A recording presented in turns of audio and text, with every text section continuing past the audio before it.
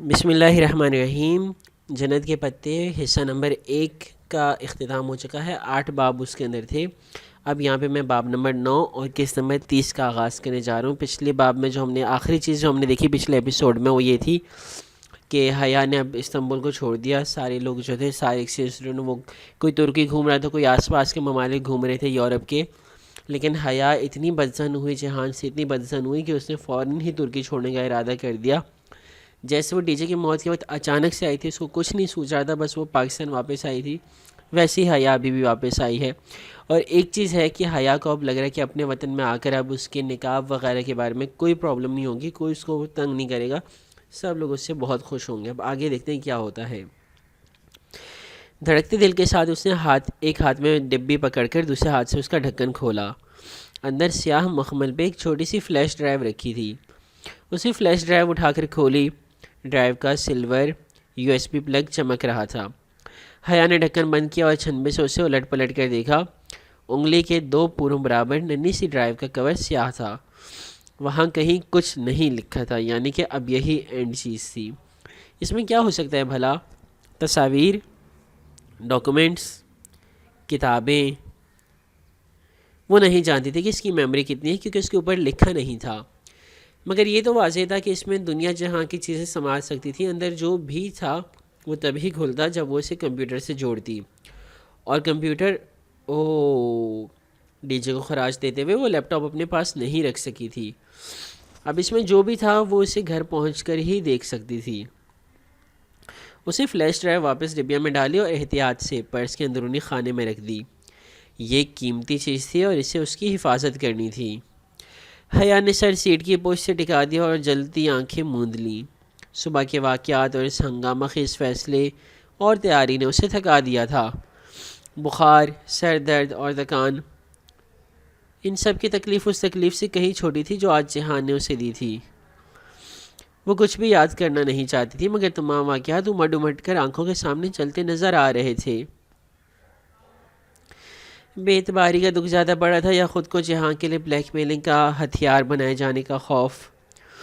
وہ فیصلہ نہیں کر سکی۔ البتہ ایک بات طے تھی، اگر ان پچھلے 5 ماہ میں اس نے کچھ فیصلے صحیح کیے تھے تو پاکستان واپس جانے کا فیصلہ ان میں سے ایک تھا۔ اپنے گھر، باپ اور بھائی کے تحفظ سے بڑھ کر کچھ بھی نہیں ہوتا۔ اسے ترکی اب بھی اتنا ہی پسند تھا، مگر ترکی کے کچھ لوگوں سے اب اسے خوف آنے لگا تھا۔ بس بہت ہو گیا ایڈونچرز، اس نے ہار مان لی تھی۔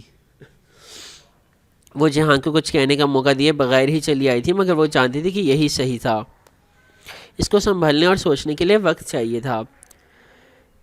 جہاں کے لیے بھی شاید یہ درست تھا۔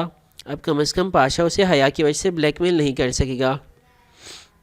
جہاں سکندر سے شدید ناراضگی کے باوجود لاشعوری طور پر بھی اس نے اس کا اچھا ہی سوچا تھا۔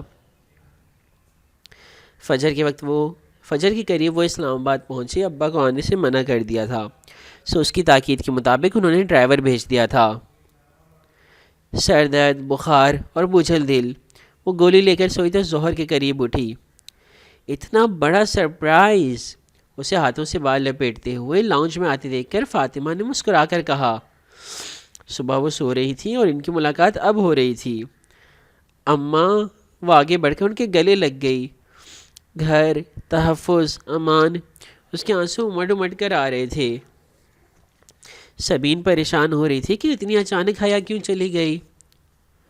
اپنے بیٹے سے پوچھنا تھا نا، جہان کو بتایا تھا، وہ شاید بتانا بھول گیا۔ کچھ کھانے کو ہے؟ وہ نگاہیں چڑھا کر کچن کی طرف جانے لگی۔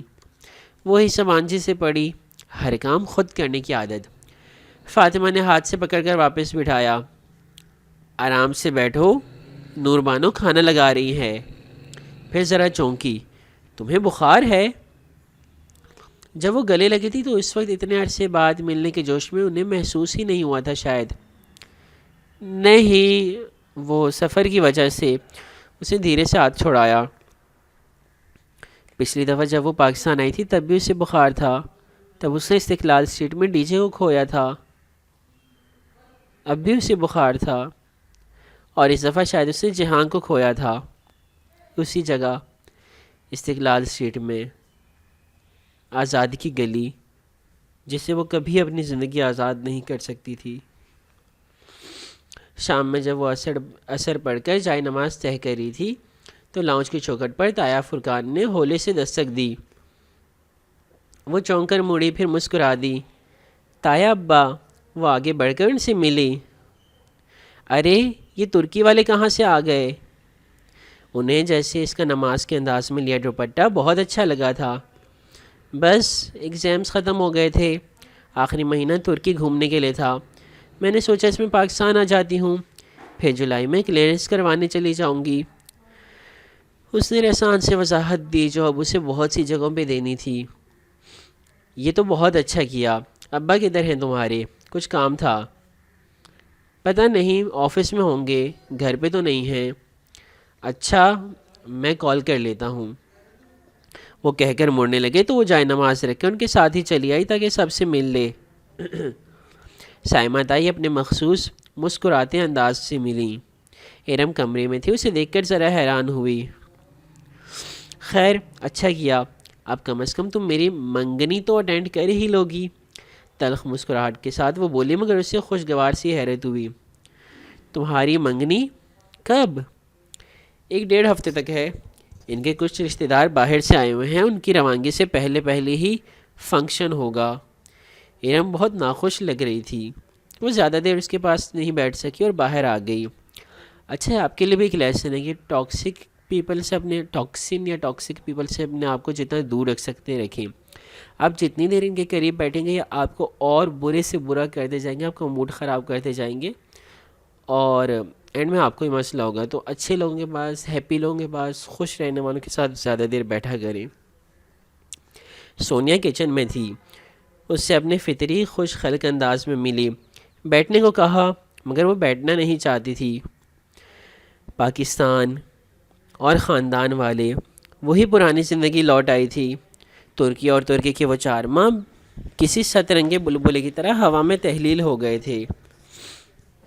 اسٹڈی روم کی کھڑکی کے سامنے کھڑا وہ نیچے نظر آتی گلی کو دیکھ رہا تھا۔ پتھریلی سڑک پہ بگھی سیاحوں کو لیے جا رہی تھی ادالار کی سب سے شاہانہ سواری، مگر اسے کچھ بھی اچھا نہیں لگ رہا تھا۔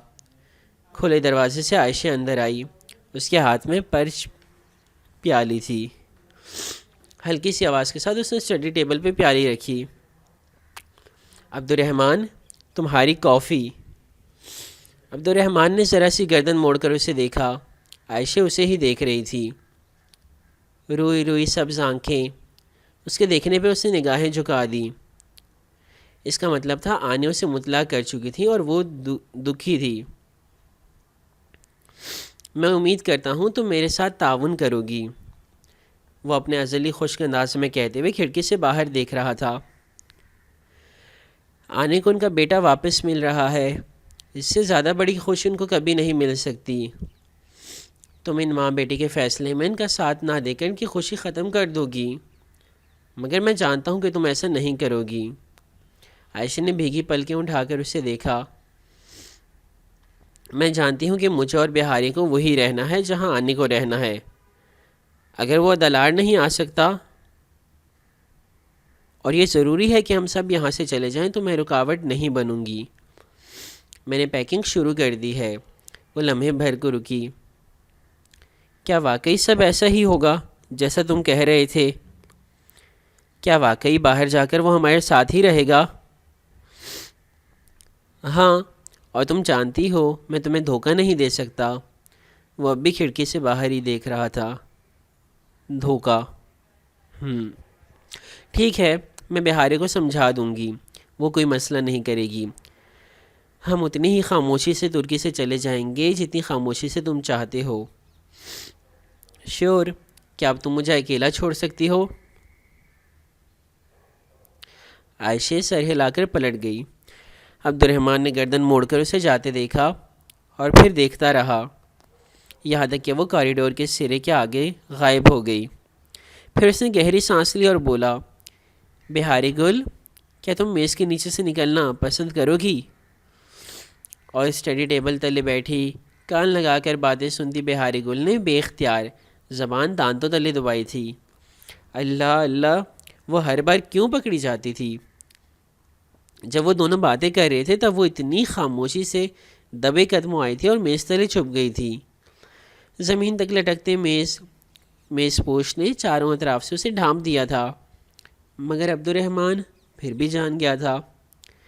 بہار گل، وہ ذرا سختی سے بولا تو وہ رینگتے ہوئی باہر نکلی۔ اسے اپنے طرف دیکھتے پا کر وہ معصومیت سے مسکراتے ہوئے کپڑے جھاڑتی اٹھی۔ کیا کر رہی تھی تم؟ وہ شرمندہ سی مسکراہٹ کے ساتھ ہاتھ باندھے خاموشی سے اس کے سامنے آ کھڑی ہوئی۔ کچھ بولو گی نہیں؟ بہاری نے نفی میں سر ہلایا۔ کیوں؟ کیونکہ بہاری گل چپ زیادہ اچھی لگتی ہے۔ عبد الرحمن سر جھٹک کر واپس کھڑکی طرف مڑ گیا اور باہر دیکھنے لگا۔ وہ جیسے کچھ سوچ رہا تھا یا شاید پریشان تھا۔ میں ادھر بیٹھ جاؤں؟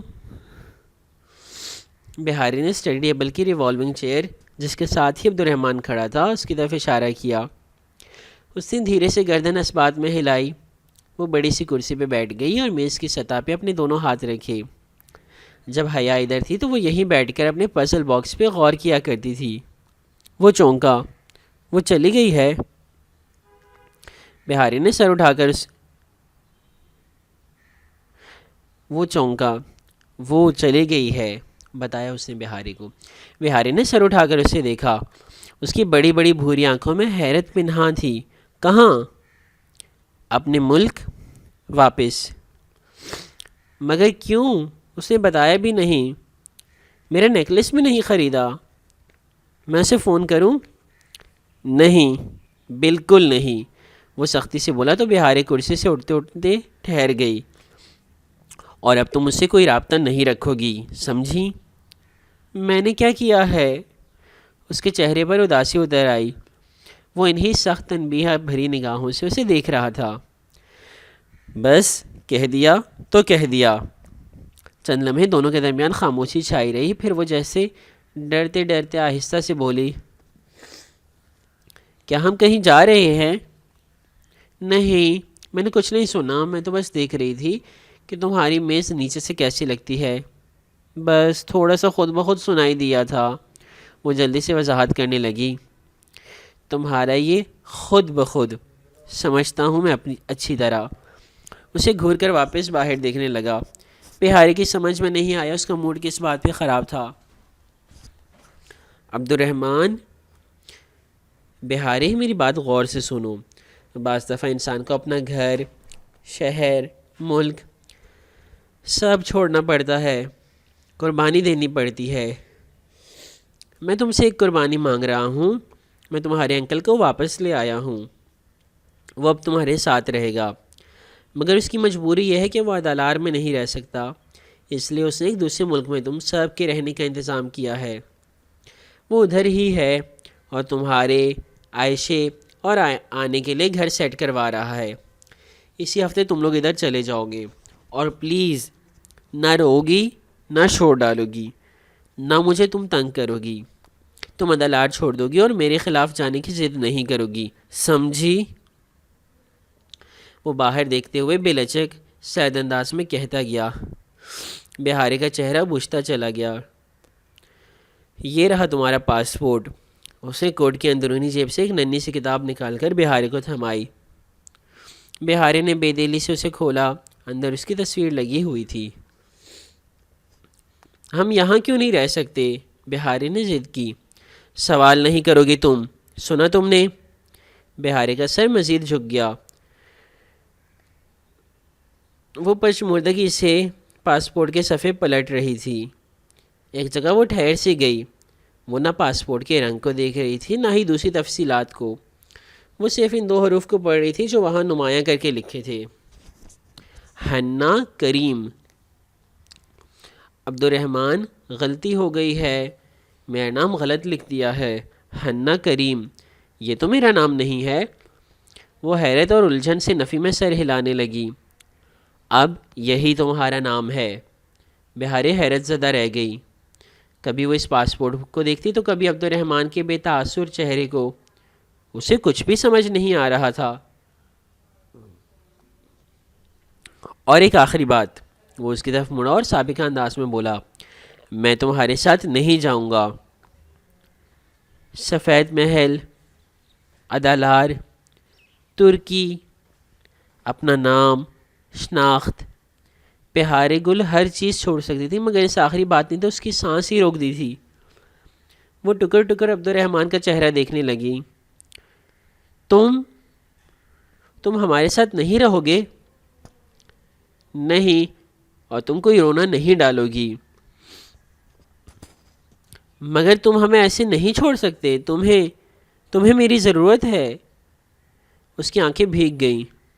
او کم آن، مجھے تمہاری بالکل بھی ضرورت نہیں ہے، وہ برہمی سے کہتے ہوئے مڑا اور باہر نکل گیا۔ بہارے کو اپنے اندر سے ایک آواز آئی تھی، جیسے مرمرا کے پانی میں پتھر پھینکنے کی ہوتی ہے، جیسے دل ٹوٹنے کی ہوتی ہے۔ آنسو لڑیوں کی صورت اس کی رخساروں پہ گرنے لگے۔ عبد الرحمن کو اس کی ضرورت تھی، تبھی تو اس نے اس سے وعدہ لیا تھا کہ اگر وہ مر گیا تو بہاری سے جنازہ دے گی اور اس کا ساتھ کبھی نہیں چھوڑے گی۔ چاہے پورا ترکی اسے چھوڑ دے، بہاری گل اسے کبھی نہیں چھوڑے گی۔ اس نے اپنی کمر سے بندے گلابی پرس کو کھولا اور پاسپورٹ اس میں ڈال دیا۔ پھر وہ کرسی سے اتری اور دبے قدموں میز کے نیچے چلی گئی۔ چاروں طرف سے گرتے میز پوش نے پھر اسے ڈھک دیا۔ وہ لکڑی کی ٹانگ سے سر ٹکائے بیٹھی ہولے ہولے سے سکنے لگی۔ وہ سب کچھ چھوڑ سکتی تھی مگر عبد الرحمن کو نہیں۔ پھر اب کیوں؟ آنسو اس کی آنکھوں گردن سے پھسلتے ہوئے فراق کے کالر میں جذب ہو رہے تھے۔ اسے دیکھنا چاہا کہ نیچے سے میز کیسی لگتی ہے، مگر وہ اسے دھندلی ہی دکھائی دی، بھیگی، آنسوؤں سے لدی۔ عبد الرحمن نے باہر نکلتے ہوئے جب آخری دفعہ گردن موڑ کر دیکھا تو بہاری اسے کرسی پہ سن سی بیٹھی بے آواز روتی دکھائی دی تھی۔ وہ اس سے زیادہ نہیں دیکھ سکتا تھا، سو تیزی سے باہر آ گیا۔ پچھلے باغیچے میں وہ عائشہ کی ورک ٹیبل کی کرسی کھینچ کر بیٹھا اور یوں ہی آسمان کو دیکھنے لگا۔ اس کا اپنا دل بھی بہت دکھی تھا۔ ان دونوں بہنوں کو اس کی وجہ سے اتنی تکلیف اٹھانا پڑے گی، اس نے کبھی یہ نہیں چاہا تھا، مگر وہ جانتا تھا کہ وہ اس سب کا ذمہ دار ہے۔ اس کے اور اس کے کاموں کی وجہ سے یہ سب ہوا تھا، مگر پھر بھی وہ بے قصور تھا۔ بہاری سے سختی اور صد مہری سے بات کر کے اس نے اپنے تعین کی روانگی آسان بنانے کی کوشش کی تھی۔ شاید یوں کرنے سے بہاری سے محبت کرنا چھوڑ دے اور پھر جلد اسے بھول جائے۔ یہ سب آسان نہیں ہوگا، مگر عائشہ سنبھال لے گی اسے۔ اور اپنے کمرے کی کھڑکی سے اسے باغیچے میں بیٹھے دیکھ کر عائشہ نے بے اختیار سوچا تھا کہ بہارے کو تو وہ سنبھال لے گی مگر خود کو کیسے سنبھالے گی۔ چند ماہ قبل اس کی اور عبد الرحمن کی شدید لڑائی کے بعد اسے علم ہو گیا تھا کہ جلد یا بدیر وہ عبد الرحمن سے الگ ہو جائیں گے۔ وہ ان کا کبھی نہیں تھا، وہ ان کے لیے بنا ہی نہیں تھا۔ وہ ایک غیر فطری زندگی گزار رہے تھے، مگر اب وہ فطری طریقے پہ واپس آ جائیں گے۔ دادی، چچا، چھوٹی بہن، عائشہ کے 3 ساتھی، فیملی ممبرز، اصل زندگی، حقیقی گھر، مکمل زندگی۔ اس نے انگلی کی نوک سے آنکھ کا بھیگا گوشہ صاف کیا اور الماری کی طرف بڑھ گئی۔ آنے صبح سے تیاری میں لگی تھی، وہ بہت خوش تھی، سو اسے بھی اب تیاری مکمل کر لینی چاہیے۔ رہی محبت تو وہ اچھی لڑکیوں کو بھی ہو ہی جاتی ہے، لیکن جب انہیں پتہ یہ چل جائے کہ وہ محبت انہیں نہیں مل سکتی تو وہ خاموش رہتی ہیں۔ اچھی لڑکیاں خاموش ہی اچھی لگتی ہیں۔ اس جملے کو دوبارہ پڑھیں، بہت غور کرنے کے قابل ہے۔ رہی محبت تو وہ اچھی لڑکیوں کو بھی ہو ہی جاتی ہے، لیکن جب انہیں یہ پتہ چل جائے کہ وہ محبت انہیں مل ہی نہیں سکتی تو وہ خاموش رہتی ہیں۔ اچھی لڑکیاں خاموش ہی اچھی لگتی ہیں۔ دکھی دل کے ساتھ اس نے دراز سے اپنی قیمتی چیزیں نکالنی شروع کیں۔ وہ ان سب کو ایک جیولری باکس میں ڈال رہی تھی۔ سب سے اوپر اس نے اپنی انگلی میں انگوٹھی اتار کے رکھی۔ یہ اسے عبد الرحمن نے اس کی سالگرہ پہ تحفے میں دی تھی اور وہ اسے کبھی نہیں اتارتی تھی۔ جواب میں اس نے عبد الرحمن کو اپنی سالگرہ پہ کیا دیا تھا؟ اس نے اپنے جیولری باکس کی سب سے آخری چھوٹی سی دراز کھولی وہ خالی تھی. کبھی اس میں وہ شے ہوتی تھی جو اس نے عبد الرحمن کو دی تھی، مگر اس بے رحم آدمی نے اس کے تحفے کے ساتھ کیا کیا؟ عائشہ نے آزردگی سے سر جھٹکا. زندگی میں سب سے زیادہ خوف اسی بات پر آتا تھا کہ کہیں وہ جانتا تو نہیں کہ وہ کیا سوچتی ہے. مگر نہیں، وہ کبھی نہیں جان سکتا تھا. اسے خود کو تسلی دی، وہ غلط تھی. اگلا منظر، زارا اس سے ملنے آئی تھی، یعنی حیا سے. اتنے عرصے میں زارا کو تو وہ جیسے بھول ہی گئی تھی. اب دونوں مل کر بیٹھی تو وہ ترکی کی باتیں ہی کیے گئی. بس یہی وہ موضوع تھا جس پر وہ زارا سے بات کر سکتی تھی. بعض دفعہ دوست تو وہی ہوتے ہیں، مگر وقت انسان کو اتنا آگے لے جاتا ہے کہ وہ اپنے دوست کے مدار سے ہی نکل آتا ہے. پھر کتنا ہی میل ملاقات رکھ لے، وہ درمیانی فاصلہ ناقابل عبور بن جاتا ہے. وہ بھی زارا کے مدار سے نکل آئی تھی. اس کی دوستیں تو صرف عائشہ گل اور بہار گل تھیں، جن کو وہ بتا کر بھی نہیں آئی تھی. آج فون کیا تو عائشہ کا سیل آف تھا، سو اس نے میل کر دی. ابھی تک جواب نہیں آیا تھا. زارا گئی تو فاطمہ نے اسے بلا لیا. سائمہ تائی آئی تھیں، اسے دیکھ کر مسکرا دی. شکر ہے بیٹا تم ہو، ورنہ میں کیا کرتی. ارم کے سسرال والوں کی شاپنگ کرنی ہے، منگنے کے تحائف وغیرہ. ارم کو تو کچھ سمجھ نہیں ہے. تمہارا ٹیسٹ اچھا ہے، میرے ساتھ چلو. تائی کی زبان میں جو حلاوت تھی، چکنائی بھری حلاوت. عائشہ، بہارے، حالے، معتصم، ڈی جے، یہ لوگ اس چکنائی سے کتنے دور تھے نا. شور تائی اماں، میں ذرا عبایا لے آؤں. وہ حامی بھر کر اٹھنے لگی تو فاطمہ چونکی. تم نے عبایا لیا ہے؟ جی اماں، ایک فرینڈ نے گفٹ کیا تھا، میں نے سوچا باہر جاتے ہوئے لے لیا کروں گی. وہ بظاہر بہت لاپرواہی سے کہتی اٹھ آئی. پھر تھوڑی دیر بعد ہی وہ اپنے پاؤں کو چھوتے حریر کے عبایا میں سیاہ سٹول سلیقے سے چہرے کے گرد لپیٹ کر باہر آئی تو وہ دونوں پل بھر کو حیران رہ گئیں. یہ اچھا کیا تم نے، تم پہ بہت اچھا لگ رہا ہے. فیشن بھی ہے آج کل عبایا کا. سائمہ تائی مسکرا کر بولیں. ویسے تمہارے تایا نے دیکھا تو بہت خوش ہوں گے. مجھے تایا سے سرٹیفکیٹ تو نہیں چاہیے تائی اماں، اسے دل میں سوچا. ہاں عبایا تو اچھا ہے، مگر بہت سمپل نہیں ہے. فاطمہ ذرا متذبذب تھی، چونکہ اس کا عبایا سادہ تھا اور سوائے آستین کے. اوکے، انہوں نے یہ کہا ہے ہاں عبایا تو اچھا ہے مگر بہت زیادہ سمپل نہیں ہے. فاطمہ ذرا متذبذب تھی، چونکہ اس کا عبایا سادہ تھا اور سوائے آستین کے سب سٹونز کے جو اتنے مدھم تھے کہ توجہ نہ گھیرتے، کوئی کام نہ تھا، سو انہیں کلک تھا. اور میں جب حج پہ گئی تو کتنا کہتی رہی کہ تمہارے لیے عبایا لے آؤں، مگر تم نے انکار کر دیا تھا. فاطمہ 3-4 سال پرانی بات دہرانے لگیں. وہ اس لیے اصرار کر رہی تھی کہ ان کی بھابھی جو ان کے ساتھ حج پر تھی اپنی بیٹیوں کے لیے قیمتی اور کامدار عبایا لے رہی تھی. حیا نے صاف منع کر دیا تھا. عبایا کے بجائے اس کی کزنس کے برقعے عروسی ملبوسات لگتے تھے. بس اب دل چاہ رہا تھا. وہ نقاب کی پٹی سر کے پیچھے باندھنے لگی. تم نے نقاب بھی شروع کر دیا؟ سائمہ تائی کو واقعتاً جھٹکا لگا تھا. چلیں تائی، وہ گاڑی کی چابی پرس سے نکالتے ہوئے بولی. اس کے نظر انداز کرنے کے باوجود تائی کہنے لگی. چلو اچھا لگ رہا ہے، مگر دیکھتے ہیں تم کتنے دن کرتی ہو. اس نے 2 دن بعد ہی چھوڑ دینا ہے، فاطمہ مسکرا کر بولی.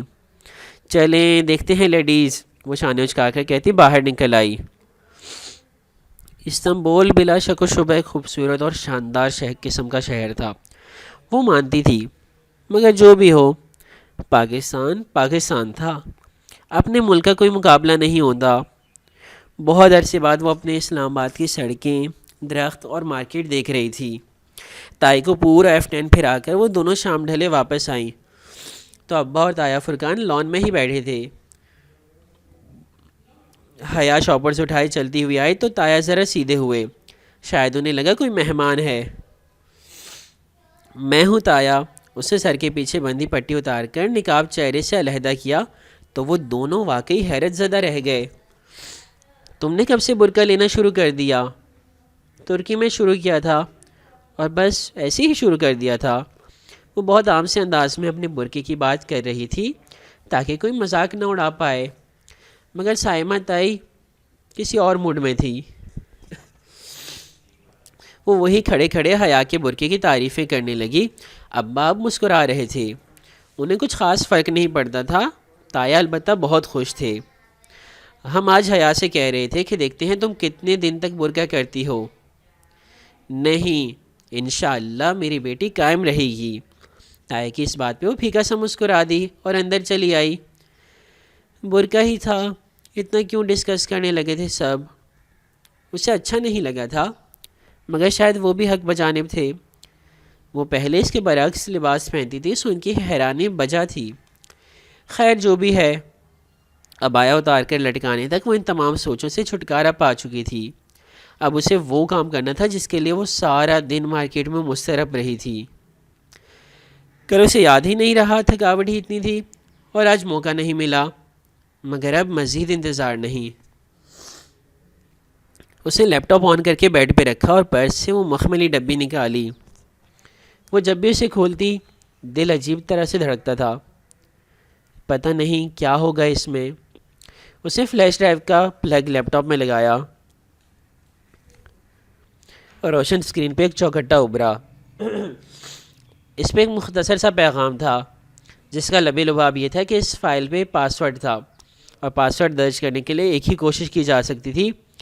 صحیح پاس ورڈ درج کیا تو فائل کھل جائے گی، غلط درج کیا تو وہ فائل کو خود بخود ہی ختم کر دے گی، یعنی وہ کبھی نہیں جان سکے گی کہ اس میں کیا تھا۔ پیغام چند لمحوں بعد غائب ہو گیا۔ اب اسکرین پہ ایک خالی چوکھٹا چمک رہا تھا جس میں 8 خانے بنے تھے، کسی 8 لفظ کے لیے یا کسی 8 ہندسوں کے عدد کے لیے۔ ایک تلخ مسکراہٹ اس کے لبوں پہ ابھری۔ اسے ایک نئی پہیلی دیکھ کر بالکل بھی غصہ نہیں چڑھا۔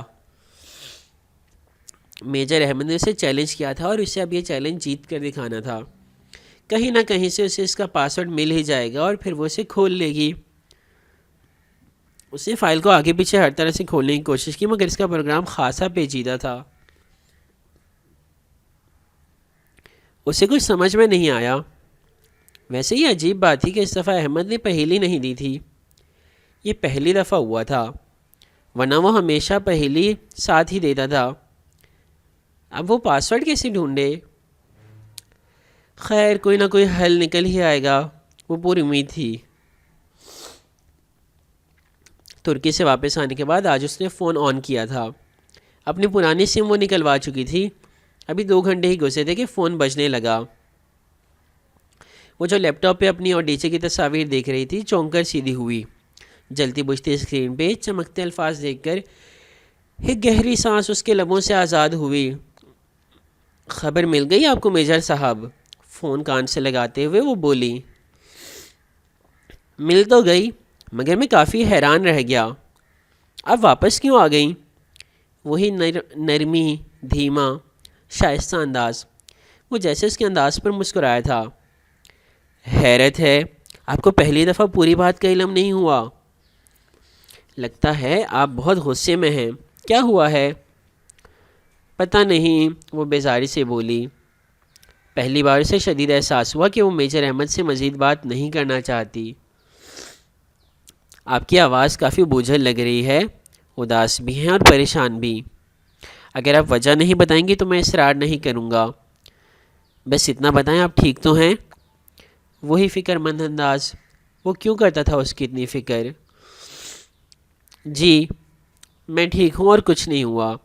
اگر اسے نہیں معلوم تھا تو وہ خود اپنے شوہر کی کسی کمزوری سے اسے آگاہ نہیں کرے گی، اور بتاتی بھی تو کیا کہ اس نے عبد الرحمن کے ساتھ دیکھا ہے جہان کو، اور وہ ان کی باتیں۔ ان ساری باتوں کا اثر نو یاد کرتے ہوئے وہ ٹھہر سی گئی۔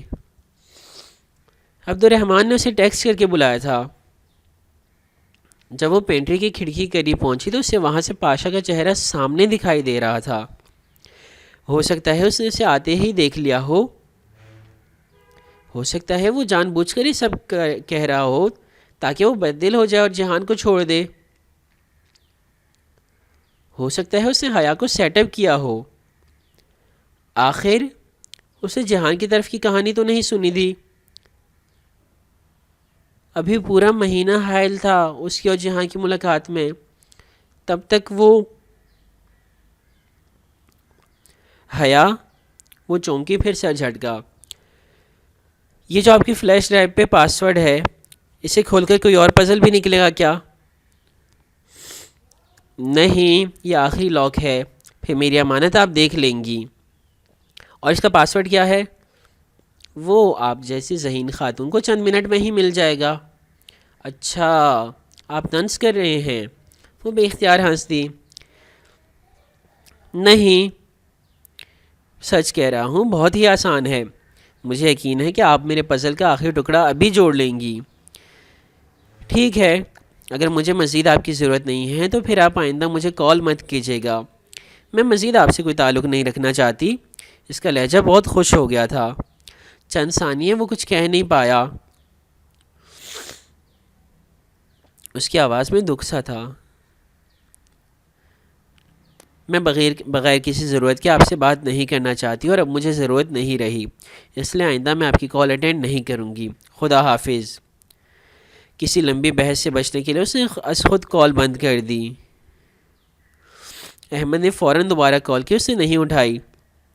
اب اسے احمد کی مزید کال نہیں اٹھانی تھی. کل کو کوئی اونچ نیچ ہوئی تو سب سے پہلے اس کا حجاب بدنام ہوگا. وہ جانتی تھی کہ اب اسے بہت محتاط رہنے کی ضرورت ہے. اس نے موبائل تکیے پہ ڈال دیا. احمد سے قطع تعلق کر کے اسے کوئی افسوس نہیں ہوا تھا. وہ اس کے لیے کبھی بھی کچھ بھی نہیں رہا تھا. وہ مطمئن تھی. اگلا منظر. اس شام وہ کچن میں کھڑی سلاد تیار کر رہی تھی. فاطمہ بھی ساتھ ہی کام میں مصروف تھی. نور بانو برتن دھو رہی تھی. ابا لاؤنج میں ٹی وی کے سامنے بیٹھے اخبار پڑھ رہے تھے. وہ ذرا بلند آواز میں ان تینوں افراد کی مصروفیت سے بے نیاز ان کو ترکی کی باتیں سنا رہی تھی. جب اپنے اندر کی اداسی، جہان کی خاموشی اور یادوں سے تنگ آ جاتی تو اسی طرح بولنے لگ جاتی. اور آج کل تو اس کی ہر بات ترکی سے شروع ہو کر ترکی پہ ختم ہوتی تھی. سفر نامہ استنبول، یہ وہ موضوع تھا جس سے گھر والے بور ہو چکے تھے، مگر وہاں پرواہ کسی تھی. اپنے گھر میں یہ سہولت تھی کہ کوئی مرد ملازم نہ تھا. تایا فرقان کا کک ظفر بہت ہی کم ادھر آیا کرتا تھا. ان کا خاندان ویسے بھی روایتی تھا. تایا کی تربیت تھی کہ روحیل نہیں ہے تو ان کے بیٹوں کو ادھر نہیں آنا، اور خود بہت کم سوائے کسی کام کے ادھر نہیں آتے تھے. سو وہ اپنے گھر میں آزادی سے گھوم سکتی تھی. پتہ ہے نور بانو، وہاں ٹاپ کپی پیلس کے پیچھے والے ریسٹورنٹ میں کیا ملتا تھا؟ اب نور بانو کے تو فرشتوں کو بھی نہیں پتہ تھا کہ ٹاپ کپی پیلس کس جگہ کا نام ہے. وہ بیچارگی سے نفی میں سر ہلائے رہ گئی. مگر وہاں جواب کا انتظار کون کر رہا تھا؟ وہ کٹنگ بورڈ پہ سبزیاں کھٹ کٹ کاٹتی بولتی چلی جا رہی تھی. وہاں ایک مشروب ملتا تھا، ایران نام کا، بالکل لسی کی طرح تھا. اتنا مزیدار کہ جس کی کوئی حد نہیں. میں ریسیپی لائی ہوں، کبھی مل کر بنائیں گے. لاؤنج میں رکھا لینڈ لائن فون بجنے لگا تو ابا نے ہاتھ بڑھا کر ریسیور اٹھایا. حیا نے گردن اٹھا کر ان کو دیکھا. لاؤنج اور کچن کی درمیانی دیوار اوپر سے آدھی کھلی تھی. وہ ان کو بآسانی دیکھ سکتی تھی. ہاں سبین، کیسی ہو؟ وہ مسکرا کر بات کرنے لگے تھے. اس کا دل زور سے دھڑکا. لمحے بھر کو اسے ٹاپ کپی اور ایران بھول گیا. وہ بالکل چپ سی ہوئی ذرا سست روی سے ہاتھ چلانے لگی. سماعت ادھر ہی تھی. کیا؟ کب؟ ابا کے تاثرات بدلے. وہ ایک دم سیدھے ہو کر بیٹھے. اس نے چھری گاجر میں لگی چھوڑ دی اور پریشانی سے ابا کو دیکھا. کہیں کچھ غلط تھا.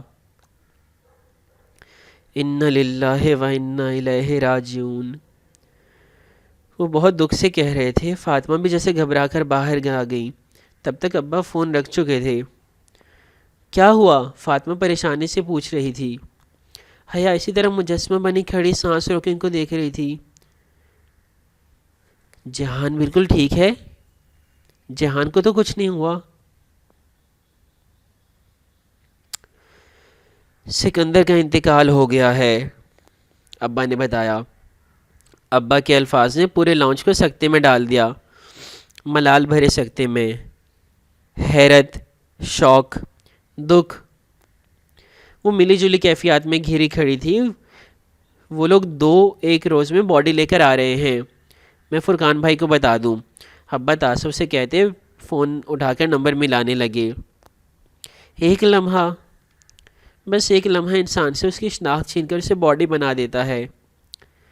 اس کے اندر کہیں بہت سے آنسو گرے تھے، بے اختیار اسے ڈی جے یاد آئی تھی۔ اس ایپیسوڈ میں بس اتنا ہی، اس سے آگے کا آپ انشاءاللہ سنیں گے۔ اور اس ایپیسوڈ میں تو کچھ ایسا خاص نہیں ہوا جس کے بارے میں آگے آپ کو لمبی کر سکوں، تو بس اپنا خیال رکھیے گا۔ اللہ حافظ۔